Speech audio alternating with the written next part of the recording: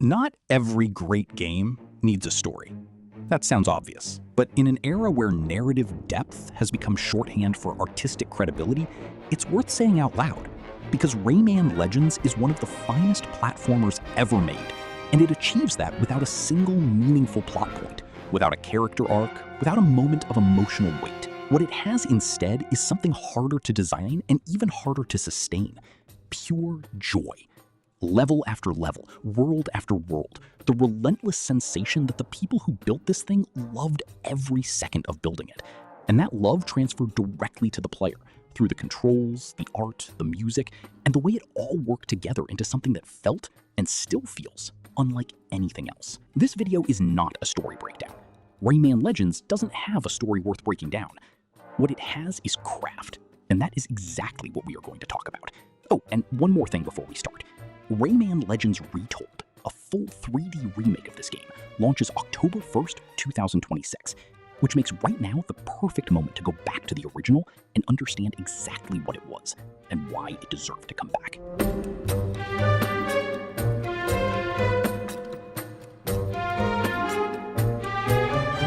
To understand Rayman Legends, you need to go back one step to its predecessor, Rayman Origins, released in 2011. Origins was itself a reinvention. After two 3D platformers in the early 2000s, the series had gone quiet for nearly a decade, sidelined while Ubisoft's Rabbids spin-offs dominated the spotlight. When Michel Ancel, the franchise's creator, proposed bringing Rayman back to his 2D roots with a small team of around 15 people, it was not a guaranteed investment. It was a bet. The bet paid off.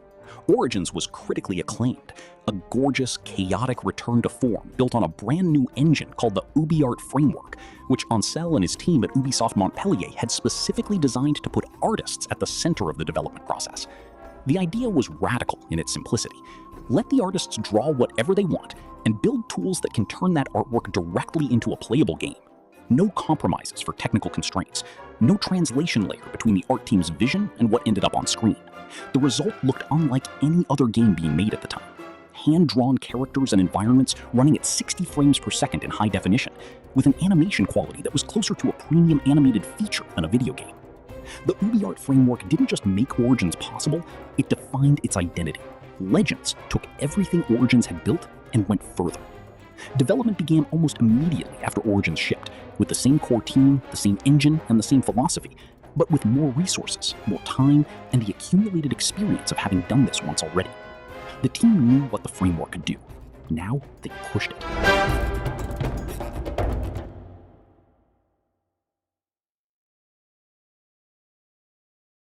Before anything else, before the art, before the music, before the level design, Rayman Legends is defined by how it feels to play. This is not a small thing. In a 2D platformer, the controls are the foundation that everything else is built on. If the jump doesn't feel right, nothing feels right. And the jump in Legends feels exactly right. Responsive without being twitchy, with a weight and momentum that makes the act of moving through a level feel satisfying, independent of anything else happening on screen. Rayman runs, jumps, glides, wall jumps, and punches with a fluency that took considerable work to achieve. The physics were refined from Origins, slightly tighter, slightly less floaty, in response to feedback from players who found the original occasionally imprecise. The team wanted the controls to be expressive enough for expert players to chain advanced movement, but forgiving enough that a newcomer could reach the end of a level without frustration. Getting that balance right in a 2D platformer is genuinely difficult, and Legends gets it right. You notice it most when you stop noticing it, when you're moving through a level and the game is simply responding to what you want to do, cleanly and immediately, without resistance. The game supports up to 4 players in local co-op, and one of the most impressive things about Legends is how the controls hold up in that context. 4 players on screen simultaneously, all moving at high speed, all interacting with the same environment, and the game never loses its readability or its responsiveness. The chaos is legible. That is not easy to achieve.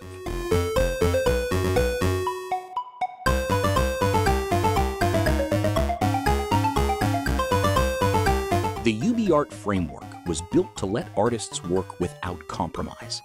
Rayman Legends is the proof of what that means in practice.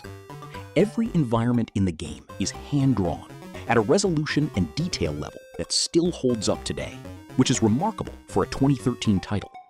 The art direction moves between 5 distinct worlds, each with its own visual identity. Medieval castles full of stone and torchlight, an underwater realm of bioluminescent blues, a desert that shifts between day and night, a gothic horror world of dark purples and animated shadows, and an ancient Chinese-inspired landscape of terracotta and bamboo. None of these worlds look like each other, and none of them look like the output of a template or a production pipeline. They look like they were made by people who had a specific vision and the tools to execute it exactly. The lighting system was a significant upgrade from Origins. Legends introduced real-time lighting to the UbiArt engine. Dynamic shadows, ambient glow, the flicker of torches on stone walls. It gave the worlds a depth and dimensionality that pure 2D art struggles to convey, without sacrificing the hand-drawn quality that defined the aesthetic. The underwater world in particular, 20,000 lungs under the sea, uses this lighting to stunning effect. Bioluminescent creatures casting moving halos of blue and green light through dark water, every source of illumination behaving physically. It is worth saying plainly, Rayman Legends is one of the most beautiful 2D games ever made. That is not a nostalgic claim. Load it up today on any screen, and it looks like something that was made with complete mastery of its craft.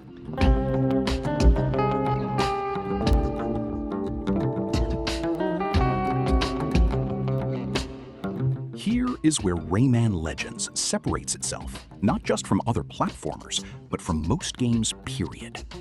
Each world in Legends ends with a music level, a stage built entirely around a specific song, in which every obstacle, enemy, and environmental event is choreographed to the beat. You are not playing through a level that happens to have music, you are playing through the music itself. The level and the song are the same thing.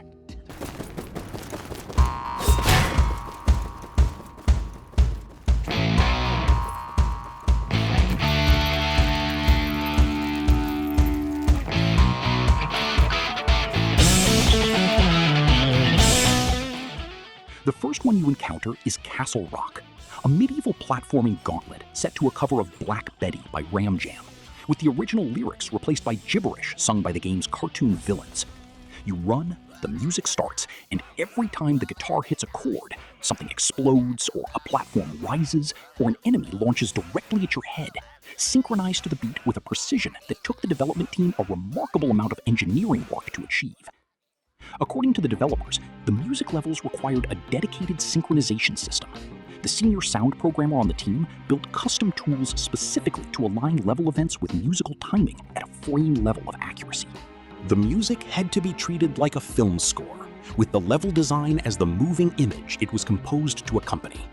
Every obstacle placement was a creative decision made in service of the rhythm.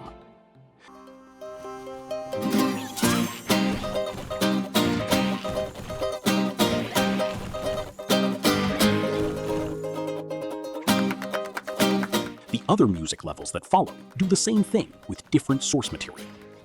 Mariachi Madness transforms Eye of the Tiger into a carnival of Mexican wrestling and papier-mâché skeletons. Mariachi Madness transforms Eye of the Tiger into something almost surreal, a mariachi band arrangement playing through a level filled with piñatas and carnival chaos. Each one is a complete comedic and musical experience unto itself, designed to be immediately recognizable and then immediately subverted. These levels are the thing people remember first when they think about Rayman Legends. And they should. There is nothing quite like them anywhere else in gaming.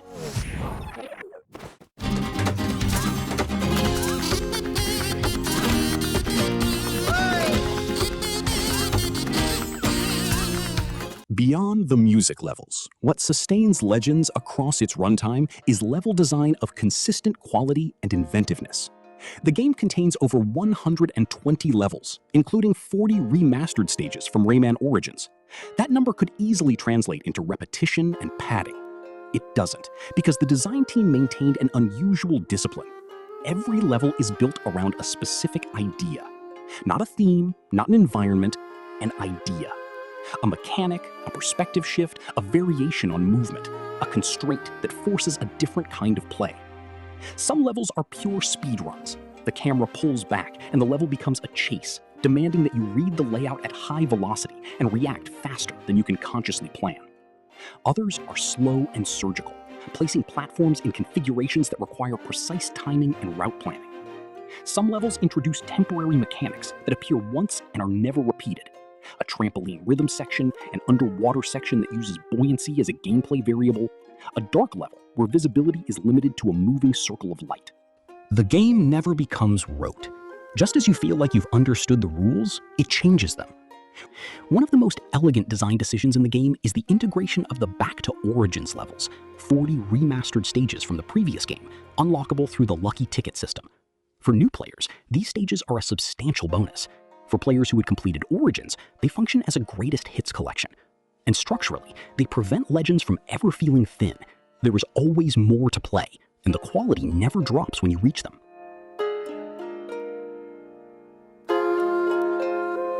Rayman Legends Retold launches October 1st, 2026, a full 3D remake built in the Snowdrop engine, with a new story, full voice acting, and a sixth realm that was never in the original.